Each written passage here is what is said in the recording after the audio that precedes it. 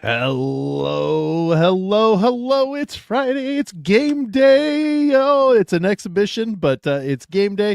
Welcome to Boilermaker Lounge. I am Sam Springer, joined by Grant Flora. Grant, it's game day. It is. It is about time. We've been looking forward to this day for literally months. I remember it was June and we were talking about, just like 4 more months until we get back to Purdue basketball. And Absolutely. here we are. So Yeah, it's been a long time coming. I am so happy. With life, there are other things that happen. So, like tonight, I'm not going to be able to watch the game live. I do broadcast of high school football in the area, so I won't be able to watch the game live. But I've got it DVR. Excuse me, DVR'd.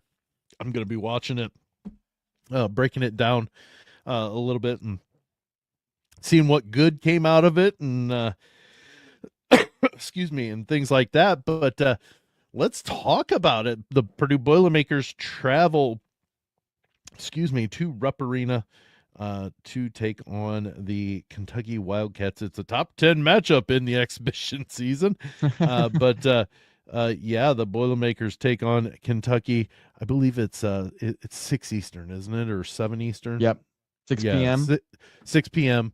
on the SEC network. I do believe it's on Big Ten Network Plus as well. So if you've got the Plus, uh, you can watch it on there too. But the SEC Probably network, easier to get it on SEC network though. correct? Probably it's that comes with a lot of different uh, cable packages or like satellite packages and stuff, and probably a little bit more accessible. But um, the Boilermakers they have arrived. They are in Lexington, going to take on the Wildcats. It's finally time to start breaking down a little bit of basketball, Grant. Although this is a little bit different of a thing because it's not an official game. Yeah, it's going to be really interesting to see how this goes because what's kind of been on my mind ever since I knew this game was going to be played is like, I think back to the exhibition against Creighton last season and then at Arkansas the year before. Purdue, it's not like they weren't playing to win, but you can just tell there's a little bit more of a functionality perspective to this, utilitarian perspective as far as they're trying to use this game to prepare themselves for the regular season and to throw some different lineups out there and to just kind of work out some of those kinks while it's exhibition time while also getting good experience on the road against quality opponents. So you got to keep that in perspective, but at the same time, they're coming in here ready to play. Like this is not simply a practice to them, especially when you go to Right. Rupp Arena, which is basically sold out. That crowd is going to be rocking. Like Purdue has seen a lot of tough environments, but honestly, even though it's an exhibition game, this might be one of the toughest they've seen in a while. And not Yeah. to say that Mackey Arena isn't better than Rupp, which we both can agree that it is, but for Purdue, who doesn't go to Cameron Indoor ever or Allen Fieldhouse, going to a place like Rupp is not going to be an easy atmosphere. But these guys are experienced, and they're a talented team. So it's like there's a lot going for Purdue, but there's also a lot where it's like being a road exhibition game and the way that we know they use it. We'll have to see how they kind of go about competing in this basketball game. Well, I know, I we have talked about this in a little bit. A couple of points here. Talked about this a couple of different times in the past. Is with these exhibitions, Coach Painter's shown he wants to go to places that are hard to play. Arkansas, not an easy place to play when they're good, and period. Actually, Bud Walton Arena is an extremely difficult place to go to most of the time. Then last year he went to Creighton. They don't host normally their exhibition, and I think that probably allows them to get some really good exhibition opponents. Now, I would truly think that there would be teams wanting to come to Mackey because you know what, we hear that it's hard to go and play. Let's go into the Lions Den and get the Mackey feel. That way, they're prepared for any thing during their season. But Coach Painter has shown that he likes the Boilers being on the road when it comes to that, and I don't hate that idea at all. I think I've noticed a better performance from them in road or even neutral environments since they started doing that. I think it really helps Yeah. prepare them for just playing basketball away from Mackey, because while they're a very good basketball team in a lot of situations, they definitely play better at home, just like everybody Right. else. But if you're going to win a national championship and compete and win a Big Ten, you've got to be able to play away from home. And I think playing these road exhibition games helps them a lot. Sure. Yeah, and then you mentioned different lineups that Coach Painter may play around with. We do have the starting lineup. Dustin Schutte. I know it's out from other people, but we got it from our buddy Dustin Schutte, who put it out yesterday afternoon. The starting five: Braden Smith, Fletcher Lawyer, TKR, Oscar Clough, and CJ Cox. We kind of we hit that a little bit. We figured it would be Clough, just from the experience, and it allows Jacobson to work himself into back into playing shape, so to speak. And we kind of thought maybe the CJ Cox experience from being a starter for 23 games of the season last year might give him the front. This doesn't mean this is day one starter. This is the exhibition starting five. So, like, Coach Painter has gone on the record to say we have more than five starters this season. There are going to be a lot. And then he also mentioned that there is going to be a lot of sacrifice for the greater good. And if he's saying that in an interview, I'm guessing he's, kind of beat that drum a lot with the team during preparation to get us to this point. Yeah, CJ Cox obviously getting that starting spot. Huge question answered. The question for months really has been who's going to be in that spot. Omer Myers floated around, Jakari Harris, even Antoine West at times. And, Sam, I follow Sleepers Media quite a bit. Greg and Cart do a great job covering Purdue, and they focused a lot on this specific question as well. And I think while a lot of sources have kind of put these different names out there, the thing about CJ Cox that gives him an edge is he's the incumbent starter. Right. Like he Right. started last year. He has kind of that experience, and he's a little bit more unique in his playmaking. He's a great on-ball defender, great defender overall. But I think those things kind of tip the scales. And then you look back at the inter-squad scrimmage they had this past weekend. It's 2 weekends in a row now they've had inter-squad scrimmages. This past one was for the fan day. Cox had 15 points, was second leading scorer out of anybody behind Jakari Harris, who had 20. But both of those guys shot 50% from three, had 4 steals apiece, like basically carbon copies of each other. Just Harris had a few more opportunities at the free throw line, knocked down an extra 3. But it seems like those two have emerged as kind of the better options for that final starting spot. I think Cox has the edge because of that incumbency, but you're going to see a lot of guys play a lot of different minutes, especially in this exhibition. So while Cox is going to start the game, expect to see Harris pretty much just as often, and probably Omer and some of those other guys as well, for that matter.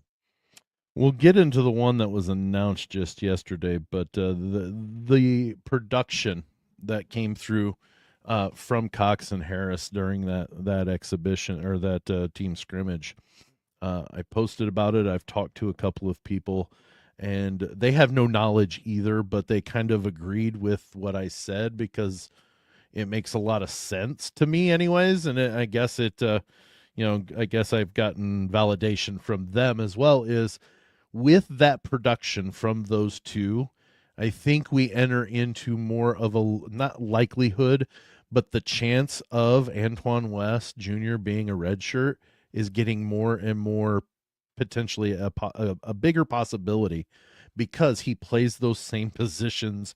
He can play a little bit different, but these guys, if they're going to mandate more minutes, it may be in the best interest of the team and maybe even Antoine West Jr. to take a red shirt this year. Yeah. I it's a little disappointing for me because I just want to see this guy play. He's a new I face know. that's done a lot of really good stuff, and we should still see him play at least in these Right. exhibitions, no matter what, because you can still do that. But again, another thing that the guys at Sleepers have commented on, part of what makes this probably the right move for him would be it doesn't look like Omer Meyer is getting a lot of focus on playing with Braden anymore. It felt like that maybe earlier on in when we were seeing just some highlight clips and stuff from practices. But now with the scrimmages, it looks like Omer and Braden are pretty much playing on opposite teams the whole time. Right. And if they're not preparing for those two to play together, and Braden's going to be playing 35 minutes a game, well, now Omer's playing like 5 minutes a game. And if he's playing exclusively behind Braden at the one, and you have Yukari and CJ Cox sharing minutes at the two, Fletcher Lawyer's minutes aren't going to come down. There just aren't a lot of minutes for a guy like Antoine West, especially when you have Jack Benter who can't redshirt again, Right. and just some of your other guys. It's not going to be worth it for him to play simply because, like you said, there just aren't enough minutes, and he's a great basketball player, and I hate to see a guy like him not play on this Purdue team, but it just comes down to numbers. Well, yeah. I mean, we've heard from so many different people that, you know what, Antoine West Jr. is a really good basketball player, and in the same breath, but he could redshirt. It makes my head hurt, but to hit in a good way, in a good way. But if he comes out, let's say he redshirts and he comes out and averages, I'm pulling a number out, 18 points a game his redshirt freshman year. You just sit here and think, my goodness, how much did he benefit from the red shirt, learning the system a little bit more inside and out, and also, worked on his game and became just a better player. My goodness, I mean, the fact that he red shirts would be mind-boggling in and of itself if he comes out and does something like that. I think it's in the realm of possibility. If he does redshirt, he could be a team leader when it comes to that. But I also think Cox and Harris and Benter and Jacobson. Oh, and by the way, Omer Meyer, like those are five that are potential starters following this season. So like he and if he's going to be really really darn good, he's it doesn't this is a great issue, and we've said this time and time and time and time again, a great issue for us to have going forward after this season. But you know what, let's concentrate on this season now, because you know what, we're playing basketball now. The only thing that we got to worry about going forward is whether or not West does redshirt. I don't know when they'll make that decision. I would guess in the next week and a half. So he doesn't. I don't know. When it comes to basketball, can you play in some games before that decision gets made? Like they can only play in a certain amount of the games before a red shirt's not allowed. You definitely can. I feel like it's hard because exhibition games and regular season games kind of mesh a little bit, but I feel Right. like we've seen some of these guys like Cam Heide his freshman year maybe, or something like that, where they've come in and played the first game or two, Right. and then they redshirt after that. So it's possible that we could see that maybe, and he might play against Evansville, and then they redshirt from there. But I'd say maybe one or two regular season games is as deep as they go, and Yeah. we're probably likely to get a decision before that. I was going to say, and that's why I said the only reason I asked was because it could be 2 weeks. It could be, by the time we hit, the second week of November, they've decided, okay, so-and-so is redshirting. But Coach Painter did announce yesterday that forward Raleigh Burgess is going to redshirt. He had injury issues last year, near the end of the season, where he didn't play a lot, and we were wondering what happened. but he was dealing with some injuries, and he's still kind of the odd man out, I guess, if you look at the fact that there are a lot of people in his position that require some minutes, and he's got to sit out this year, or he's going to sit out this year in order to get 100% healthy, and then also be free up some mandate of minutes, and he can work on himself. He can get better, and I look forward to a really strong sophomore season when he comes back after this season. Yeah, he's another one we've heard a lot of good things about. A lot of people are high on him. Like, they really do like him. And I think he's probably grown since the end of last season. But again, it comes down to numbers. Like Jacobson and Clough, there's no reason why one of those two players shouldn't be playing the 5 at any point this season, unless Purdue decides to go small ball with TKR at the 5. That'd be the only exception. Essentially, there's no reason why Burgess should ever be playing the 5, not when you have all those guys. And then at the 4, with Liam Murphy, Jack Benter, not to mention TKR primarily, there's just no spots for him at the 4 or the 5 unless something goes very wrong, as in somebody just isn't playing well at all, or we have some sort of injury or something like that. And of course, you're not going to count on that. So it just doesn't make sense, unfortunately, to use a year of eligibility where there's really just no way he's going to play. Right. Yeah. And excuse me. That actually, you asked or said something. The key word, small ball. There were 5 questions that our buddy Dustin Schutte did throw out there a couple of days ago. Maybe it was yesterday. About 5 questions that we might see, or that we need to ask, or kind of think about during the exhibition tonight. And one of them is, will we see any small ball? We should always have a big man. We should always have one. But unless Coach Painter thinks it's productive.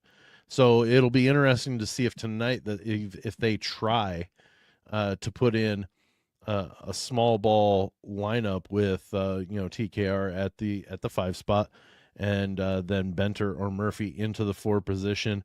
Then you have positions 1 through 3 with Smith, Lawyer, Cox, Harris, Meyer, and Antoine West Jr. So there's a lot of opportunity to try out those small ball lineups if they so choose.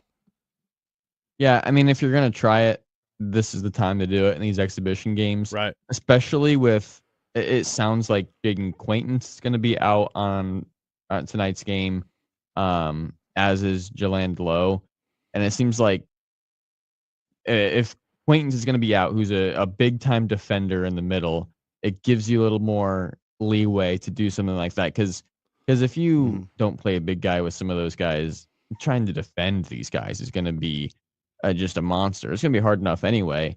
To go small ball, you're just going to have to accept that you're going to get eaten up on the defensive end, is kind of how I see it. Which is why just knowing Coach Painter, it would surprise me if small ball is something that's consistently resorted to throughout the season. Because he loves playing his big guys in the middle, and you've got 2 really good ones this year. I guess I wouldn't be shocked to see it against Kentucky, but to be honest, I don't really expect it. If he's not going to play it much during the regular season, and he's kind of set on that, then I don't necessarily see him doing that in the exhibition. But it could happen because, like I said, if you're going to do it, now would kind of be the time. Well, and maybe he does do it for at least a small segment, just to see how they do operate, because let's be brutally honest, that's what Purdue did all last year, was played small ball, because their big guy was gone. So they had to play the whole season. They kind of know what their shortcomings were. Maybe a look of, okay, let's see if we ever have to do it, and let's see what it looks like against the number 9 team in the country.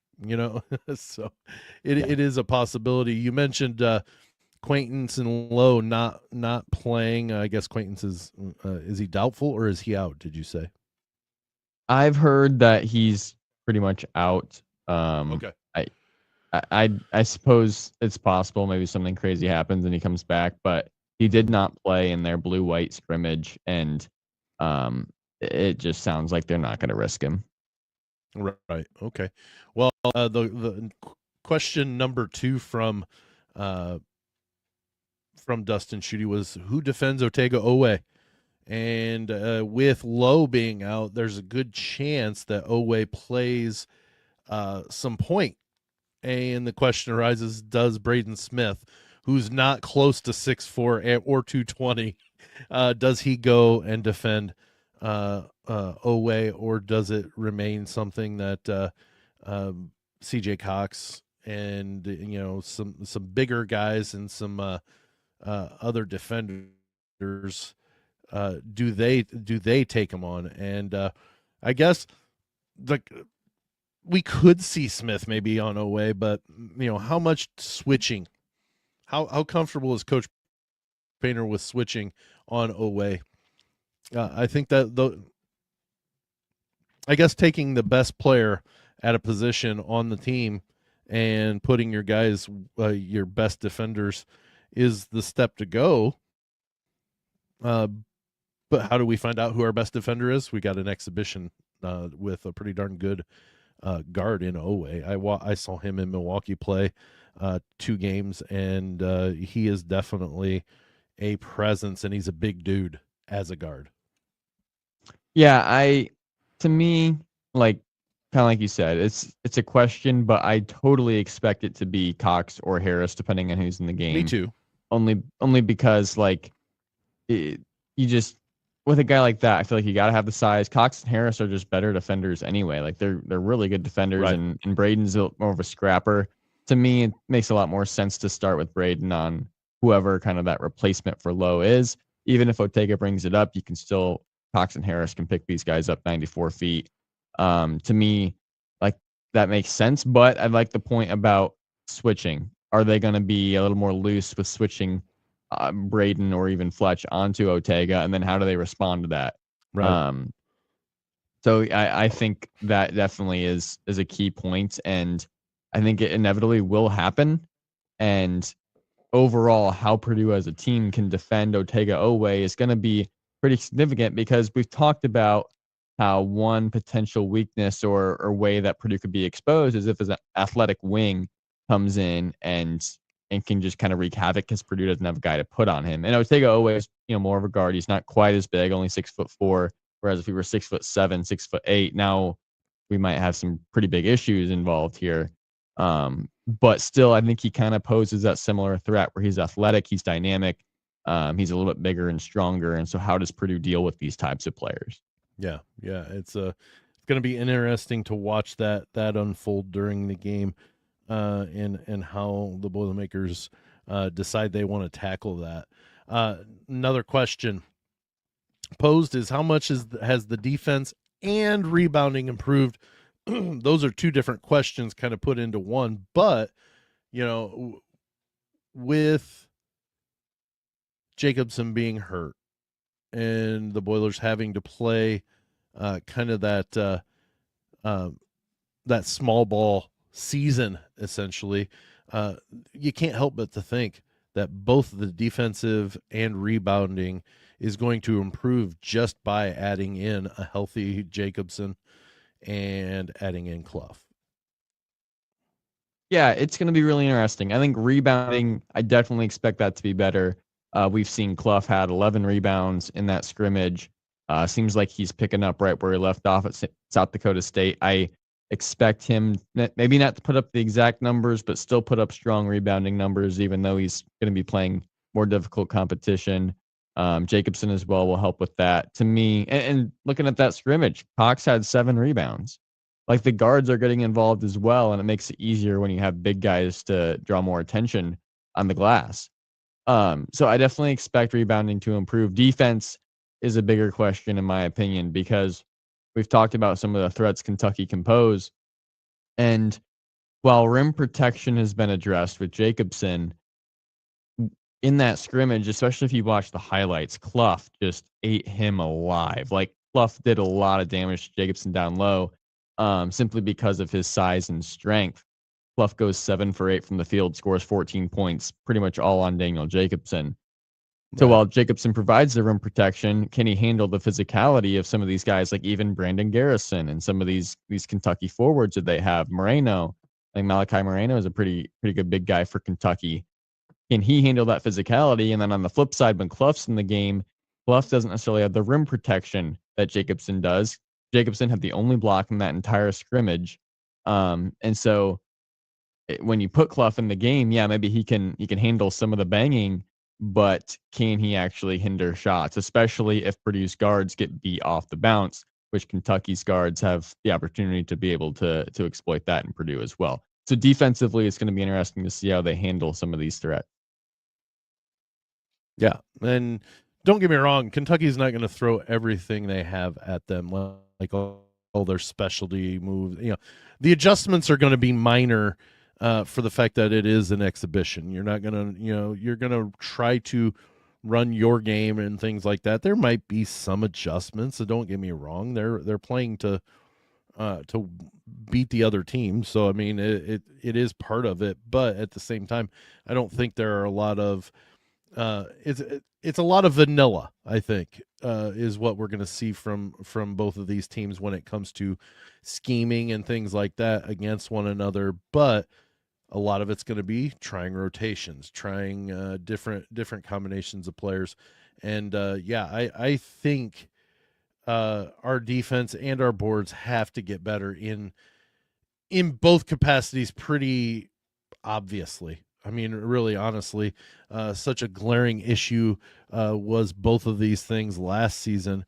We addressed a big part of it as well as got our guy healthy. So I think it'll be interesting to see who provides what portion of those things. When it comes to the defense and rebounding portion of those two questions. Another question: what is Jack Benter's role? This is my biggest question because everybody that we've talked to has brought up that he has kind of not wormed his way, but kind of carved out his own sort of role this year for this team. So that means he's going to be playing minutes. Are they going to be a lot of minutes? Maybe not, but they're going to be really effective and really they're just going to be really important minutes that he plays. With being 6'6", he can play a little bit of the 4. He could probably even play a 3, or, guard a 3. I think defensively, I think is where he's going to be utilized a ton. But yet he can score points too. Yeah, it's going to be interesting for sure to see where he lands.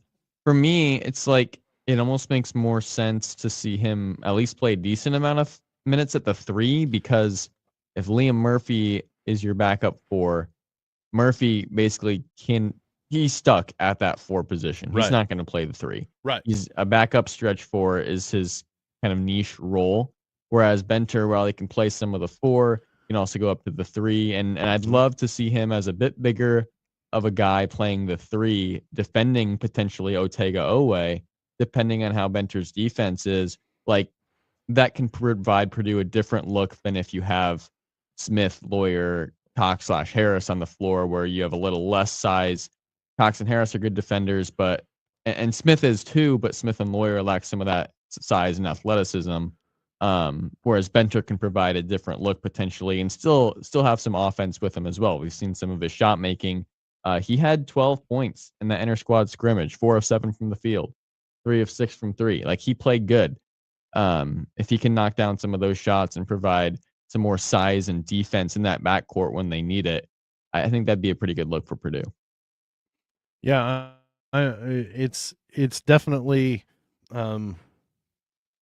definitely a good thing that Coach Painter's the one needing to deal with this and not me, because I don't know. I'd probably have gray hair, even though most of my hair is gray already anyways. But Benter, I'm really excited about Benter because people have been talking and talking and talking about. And I think I even saw a statement last year during the season when asked about Benter, not anything about games or anything, just about Benter. the coaching staff's really high on him. Like they see a lot of potential with Jack Benter.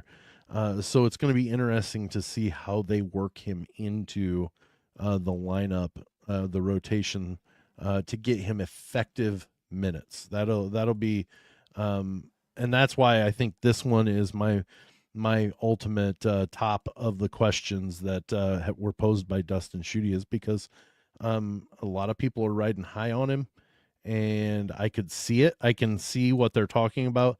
So I'm really interested on how they work him into that rotation. I really am. Yeah, and that's the key too. Like you said, effective minutes. You don't just want to put him on the floor to get him minutes Right. on the floor. He's got to be able to provide something to the lineup that can be a little bit unique, or at least if it's simply to spell some of the other guys, it's okay. But to be honest, Purdue has enough guys that if all you're doing, if his only real benefit is to give some other guys rest, I think they can find some other players to do that if they needed it. So it's like, yeah, what can he provide that might be different from Jakari Harris and even like Antoine West, Omer Meyer, and Liam Murphy for that matter, where he becomes a valuable piece to play. Especially like you said, if you're dealing with some of these guys like Otega Owe and some of these more athletic, bigger guards slash wings, that might be kind of where Benter comes into play. Well, and I'll go back to that statement that Matt Painter made while he was talking. We've got more than 5 starters, and he also mentioned there's going to be a lot of sacrifice for the greater good, and that may be a Benter yet again. Last year he redshirted. This year, okay, you're only going to get about 8 minutes, but make them 8 minutes count, and it will be for the betterment of this team.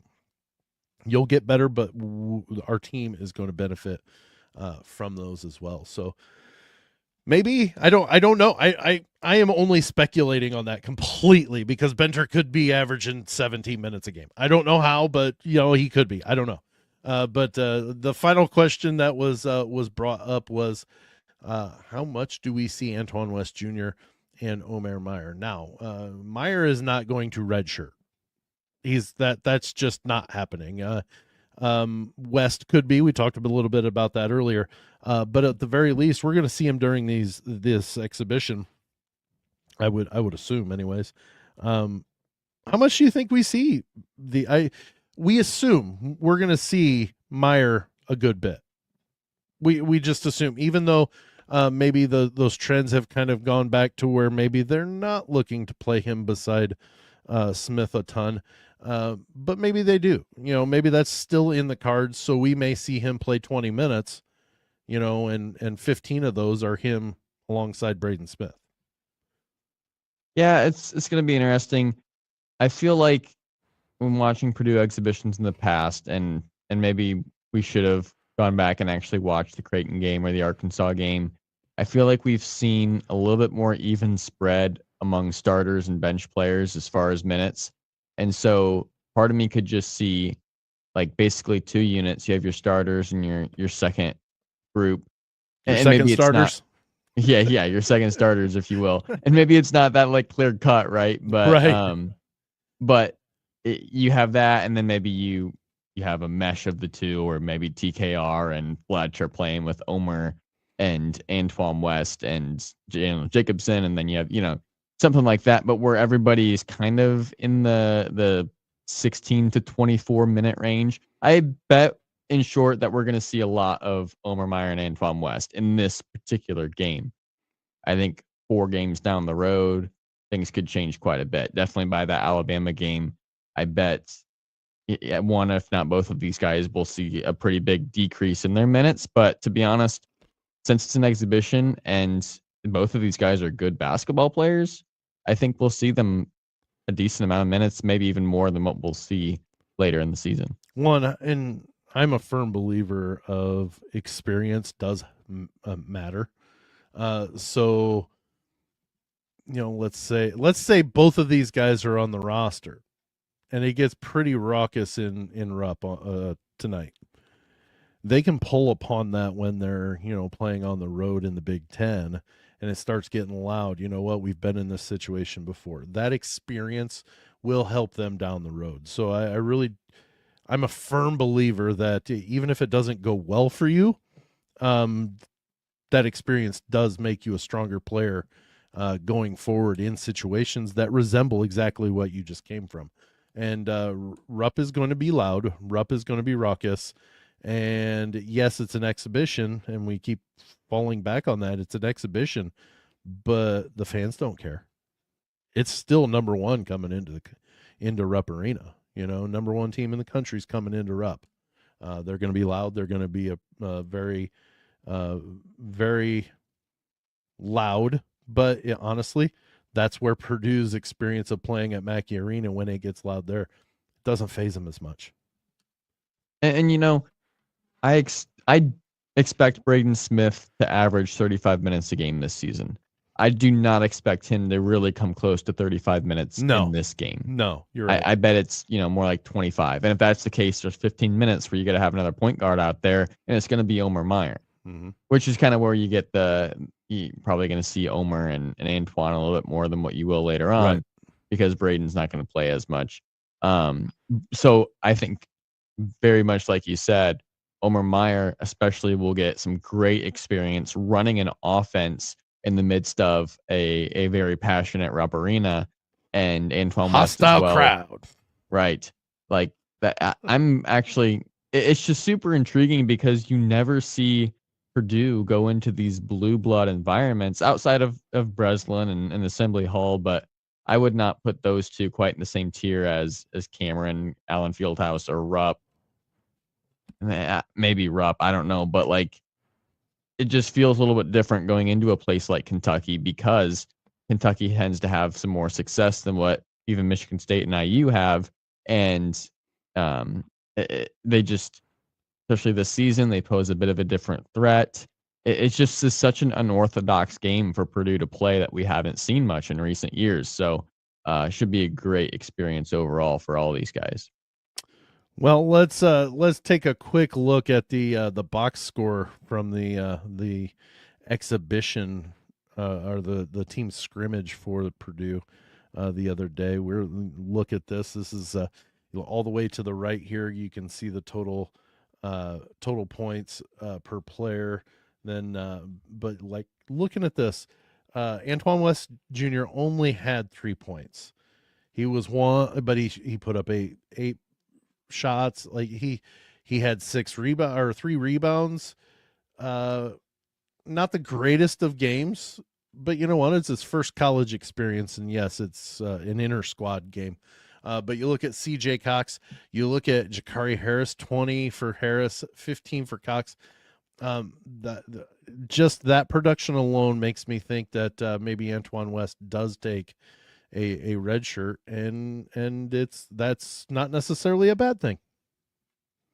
Yeah, I mean, definitely 1 of 8 from 3, and that's all he did. He just shot threes, and there's been some speculation, I think, that, and just from what we've flat out seen, that West might be a little bit more of a dribble drive guy as well, like a penetrate. I remember seeing a highlight from not this scrimmage, obviously, but the scrimmage before, of him just kind of taking it in, doing a quick little Euro and putting up this little floater off the glass that goes in.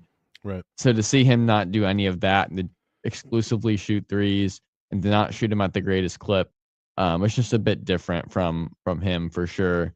Overall, Purdue's shooting numbers from 3 especially a little underwhelming, to be honest. I mean, 15 of 50, 30%. You have to take it with a grain of salt, because I feel like in these scrimmages, things are a little bit sloppier. They're maybe jacking up some shots they wouldn't normally take. But still, you'd expect this Purdue team, with all their experience and shooting prowess, probably to shoot better than that. And it wasn't just West. Fletcher Lawyer, 2 of 8. Braden Smith, 1 of 5. They shot well below what the likes of C.J. Cox, Jakari Harris, Jack Benter did, for instance. So just some interesting stat lines. I can tell you the one stat line that does just blows my mind, because old enough to know Coach Katie and his style, 16 of 28 from the free throw line for 57%. Right. That was another one too. That is never a good thing. I really just can't pull myself to say, yeah, okay, they're going to be all right. No, that is something that really, truly, those are free points. You need to be hitting at a high 60s, low 70%. The high 60s is like the floor. You should never go below that. And we're sitting at 57%. That needs to improve. That really does need to improve. I mean, it's disheartening.